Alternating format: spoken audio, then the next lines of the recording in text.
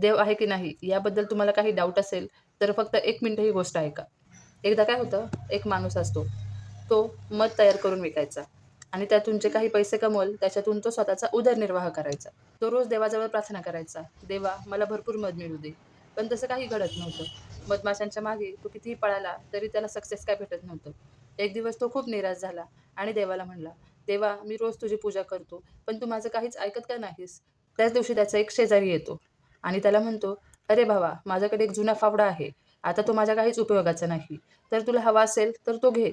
हा माणूस तो फावडा घेतो आणि दुसऱ्या दिवशी जेव्हा तो बाजारात जातो, तेव्हा त्याला एका दुकानात बियाणं दिसतात.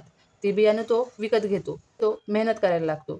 म्हणजेच तो बिया पेरतो, पाणी घालतो, खत घालतो आणि काही दिवसांनी त्याच्या जमिनीवर सुंदर फुलं उमलतात आणि त्या फुलांवर हळू मधमाशा येऊ लागतात.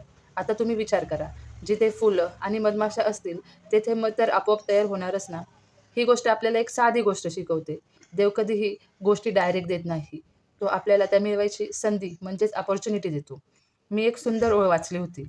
जर तुम्ही देवाला म्हणाल ना, की "देवा मला निर्भय बनव." तर तो तुम्हाला निर्भय होण्याची परिस्थिती निर्माण करेल.